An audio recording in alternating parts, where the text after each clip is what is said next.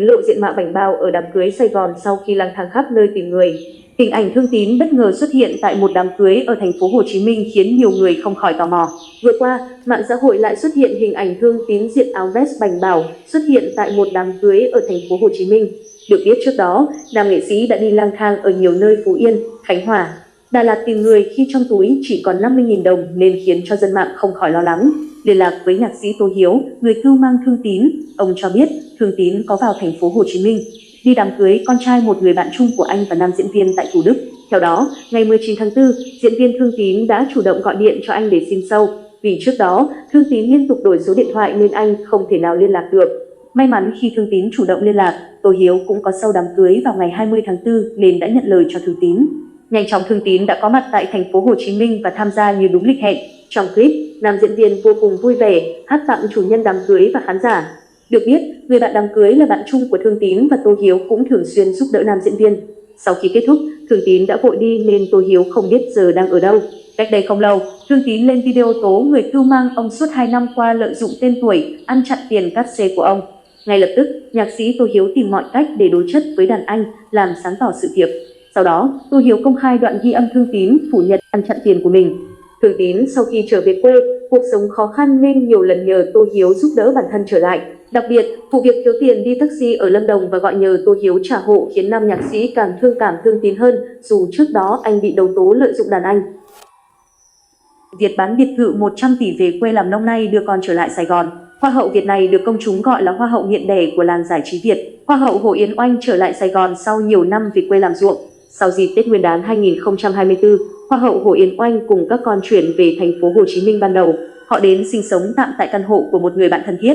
Nguyên nhân được bắt nguồn từ việc trang trại cô đang sinh sống gặp một số sự cố lớn như mất điện, thiệt hại hoa màu, nhiều vườn trồng rau xanh, khoai, bí ngô của Hoa hậu Hồ Yến Oanh đều rơi vào tình trạng khô héo. Chia sẻ với truyền thông, Hoa hậu Hồ Yến Oanh cho biết bản thân đang lo những thủ tục con theo học trường quốc tế. Con đầu lòng của nàng hậu đã xuất sắc hoàn thành kỳ thi đầu vào. Hai bé nhỏ vẫn chưa đạt đủ điểm nên chờ phải thi lại. Hoa hậu Hồ Yến Oanh từng đầu tư một số tiền lớn nên vô tình bị thâm hụt vào tiền học của các con. Do đó, cô và chồng phải sắp xếp lại ngân sách khi trở về lại thành phố Hồ Chí Minh, bán bớt bất động sản để có tiền mua nhà tại nơi này. Hoa hậu Hồ Yến Oanh bán biệt thự 100 tỷ về quê làm ruộng. Năm 2019, Hoa hậu Hồ Yến Oanh trở thành tâm điểm của truyền thông khi được bạn trai công khai tặng bất động sản với diện tích 3.000 m². Giá trị ước tính lên đến hơn 100 tỷ đồng. Không lâu sau đó, nàng hậu bất ngờ bị một người bạn thân chơi xấu, tài sản mất mát trầm trọng. Hoa hậu Hồ Yến Oanh phải giao bán bất động sản 100 tỷ đồng chỉ sau 1 năm. Sự việc này từng khiến nàng hậu chịu ảnh hưởng tâm lý trầm trọng. Trải qua biến cố, Hoa hậu Hồ Yến Oanh từ bỏ phố xá, theo chồng về quê làm nông, hòa cùng nhịp sống bình lặng, chữa lành vết thương. Cô xây dựng, phát triển trang trại với trợ lý và 2 quản gia lớn tuổi. Nhiều lần, Hoa hậu Hồ Yến Oanh bị bắt gặp trong diện mạo lấm lem, trang phục đơn giản, để mặt mộc, mang ủng và chăm chỉ làm ruộng. Huyền tiết lộ cách xưng hô cực đáng yêu với Quang Hải sau kết hôn. Đôi vợ chồng son Chu Thanh Huyền, Quang Hải có cách xưng hô cực ngọt ngào với nhau sau đám cưới khiến dân tình thích thú vô cùng. Sau đám cưới, Chu Thanh Huyền vừa tiếp tục livestream bán hàng vừa dành thời gian nghỉ ngơi để dưỡng thai. Quang Hải cũng đã trở lại sân cỏ để tập luyện. Dù cả hai không ở gần nhau, thế nhưng cặp đôi luôn cố gắng sắp xếp thời gian để quan tâm đến nhau nhiều nhất có thể. Mới đây, trong lúc Chu Thanh Huyền livestream, cô nàng không may bị ho và được Quang Hải bình luận nhắc nhở uống nước ấm. Ngay lập tức, cô nàng xưng hô cực ngọt ngào với chồng, nước ấm có đây rồi ba ơi, ba yên tâm nha. Có thể thấy, cặp đôi này có cách xưng hô cực ngọt ngào và đáng yêu. Trong tương lai, khi bé trai nhà Chu Thanh Huyền chào đời có lẽ sẽ gọi Quang Hải là ba, thay vì danh xưng bố như phần đông người miền Bắc vẫn hay gọi. Tiếp đó, Chu Thanh Huyền lộ rõ vẻ bối rối khi thấy Quang Hải vẫn đang xem livestream của mình. Cô nàng nhắc chồng, ba đi ra đi ba ơi, ba ở đây em không làm việc, ba đi ra ba. Sau đó, Chu Thanh Huyền tiếp tục flex chồng với những người đang xem livestream của mình. Theo đó, Chu Thanh Huyền cho biết Quang Hải được rất nhiều trẻ con yêu mến. Hễ Quang Hải đi đâu là trẻ con theo đó, thích được chú Hải ẵm bồng, trò chuyện. Bên dưới đoạn livestream này, nhiều người tỏ ra vô cùng ngưỡng mộ trước sự đáng yêu và ngọt ngào của vợ chồng Quang Hải. Bên cạnh đó, dân tình cũng liên tục gửi lời chúc phúc đến cặp đôi. Em liên tục có những biểu hiện lạ khiến dân tình lo ngại.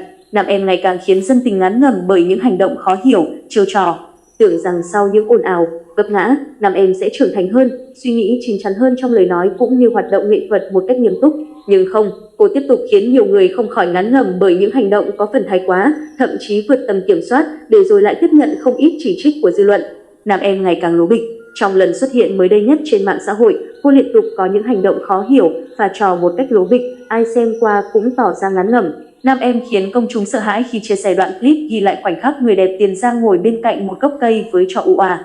Người hâm mộ thực sự ngạc nhiên và nói rằng có vẻ nam em càng ngày càng hơi quá khi dùng hết chiêu trò này đến chiêu trò khác để kéo sự chú ý về mình. Nếu như tiếp tục những hành động này, chắc chắn nam em sẽ mất đi sự chú ý từ phía người hâm mộ. Khán giả ngán ngẩm với các chiêu trò lố bịch của nam em.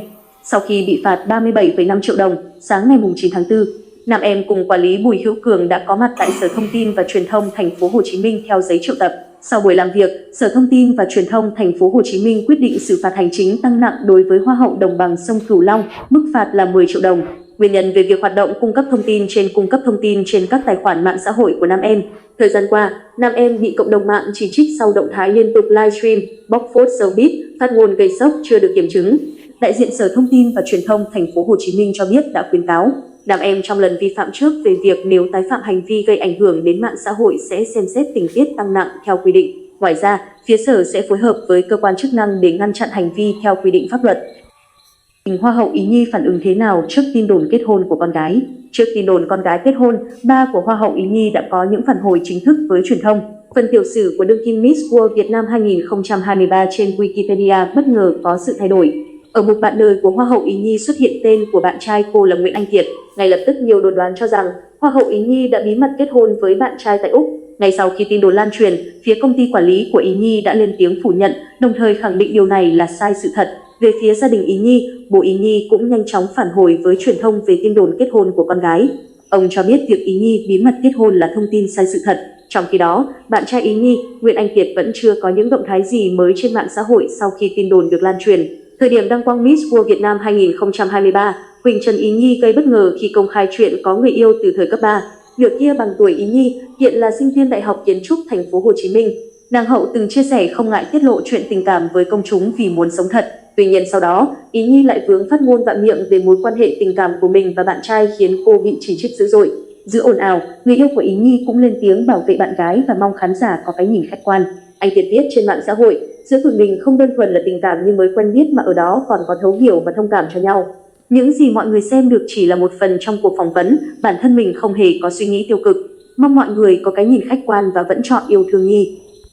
Nam ca sĩ hội chợ nổi tiếng một thời giờ bán vé, hát đám tiệc mưu sinh. Nam ca sĩ hội chợ này từng là cái tên nổi tiếng trên các sân khấu miền Tây. Mới đây, một tài khoản mạng xã hội đăng tải đoạn clip ghi lại hình ảnh một người đàn ông đang hát tại buổi tiệc với nội dung giọng ca hội chợ một thời đình đám, lâu quá bị lãng quên. Nhiều cư dân mạng đã nhận ra ngôi sao hội chợ một thời được nhắc đến trong clip chính là Mạ Thái Sơn, một ca sĩ từng khá nổi tiếng trên các sân khấu ca nhạc miền Tây. Nam ca sĩ hội chợ nổi tiếng một thời giờ bán vé, hát đám tiệc mưu sinh. Trong đoạn clip được đăng tải, Mạ Thái Sơn xuất hiện trên sân khấu với trang phục giản dị. Khung cảnh sân khấu mà anh biểu diễn cũng rất đơn sơ, sập sệ với những vật dụng trang trí đậm chất miền quê. Dẫu vậy, Mạ Thái Sơn vẫn khiến khán giả khen ngợi nhờ giọng hát ngọt ngào qua các ca khúc bolero trữ tình. Nhiều khán giả cho rằng không riêng gì Mạ Thái Sơn mà hầu hết những ca sĩ được gắn mác hội chợ đều sở hữu giọng hát tốt, hát lai khỏe. Hình ảnh nam ca sĩ biểu diễn tại sân khấu sập sệ khiến nhiều người chạnh lòng cho những ca sĩ hội chợ. Bởi không phải ai cũng có thể giữ được sức hút như những cái tên nổi tiếng miền Tây như Lâm Trấn Khang, Lâm Trấn Huy. Trước đó, Mạ Thái Sơn được bắt gặp đang làm công việc bán vé cho một đoàn lô tô. Hình ảnh nam ca sĩ chạy đôn chạy đáo để bán từng tấm vé cho người xem khiến không ít khán giả cảm thấy xót xa. Ca sĩ Mạ Thái Sơn là ai? Ca sĩ Mạ Thái Sơn là cái tên được khá nhiều khán giả miền Tây biết đến. Anh gây chú ý nhờ giọng hát nội lực, cảm xúc với những ca khúc dân ca trữ tình. Từng khá nổi tiếng trên các sân khấu hội chợ, tuy nhiên ở thời điểm hiện tại công việc này lại khá khó khăn khi lượng khán giả đến xem không còn nhiều như trước đây. Những hình ảnh của nam ca sĩ ở thời điểm hiện tại khiến khán giả cảm thấy xót xa vì anh vẫn gắn bó với công việc dù không còn quá nhiều sự thuận lợi.